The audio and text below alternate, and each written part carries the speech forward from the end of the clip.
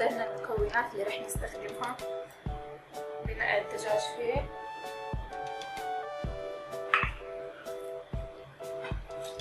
هيك عندنا الدجاج نضيف. نبدأ بإضافة المكونات هدول للخلاط، نخلطهم ونضيفهم على الدجاج. أول شي رح نحط 4 معالق كبار من اللبن، نحطهم بالخلاط.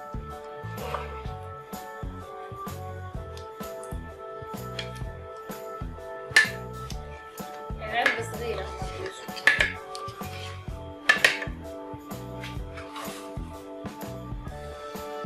بعد ما ضفنا اللبن هلا رح نضيف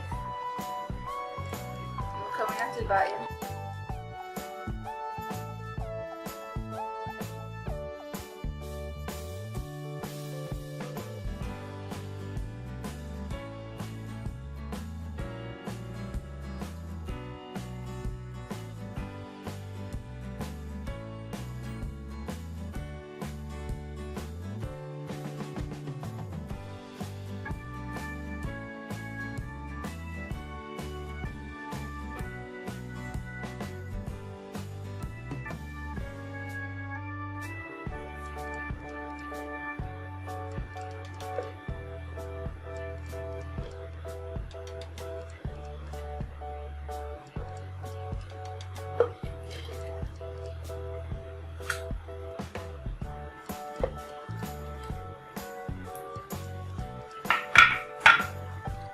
هلا عنا هون عصرة ليمون، رح نضيف نص ليمونة تقريبا. الطعم اللي عنا طايلة هلا كلها هاي رح نهرسها وبنضيفها مع الخلطة وبنحطهم بالخلاط عشان نتأكد انها تنهرس منيح. هيك هنساعد عليها. والله ما شاء الله كمية طعمة بس رائع. تعامل مع هاي الوصفة.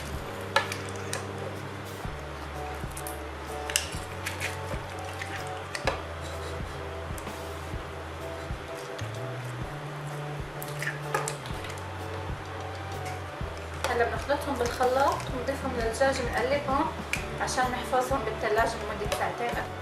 هون عندنا معلقة من الخل رح نضيفها مع الوصفة.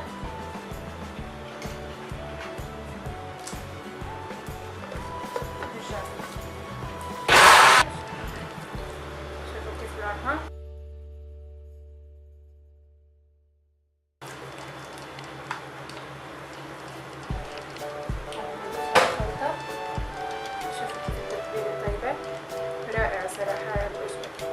ما بتحطوا معها ولا اي اشي، بتضيفوا اضافات خلص بتحطوها هيك على الغاز لمدة ساعة.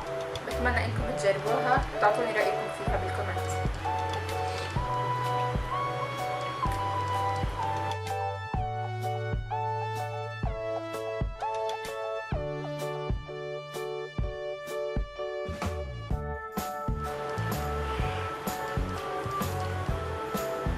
رح اضيف معها الملح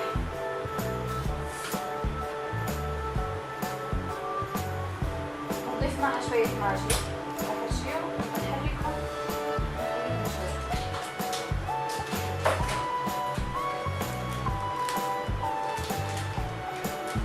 هاي عنا ماجي بس شوية. هيك نكون خلصنا. رح نحطهم بالثلاجة ساعتين ونكمل معهم.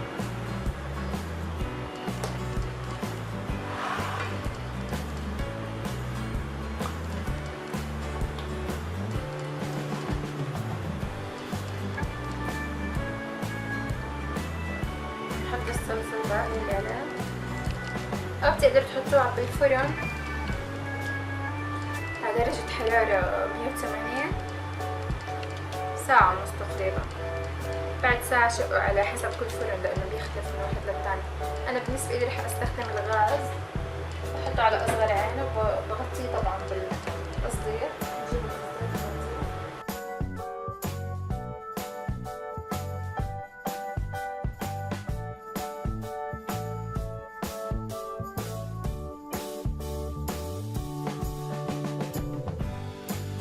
هون رح نشق عليه نشوفه.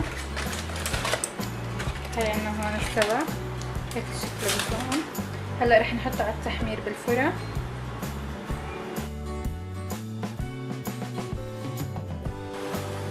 هلا نشوفه جاهز عنا.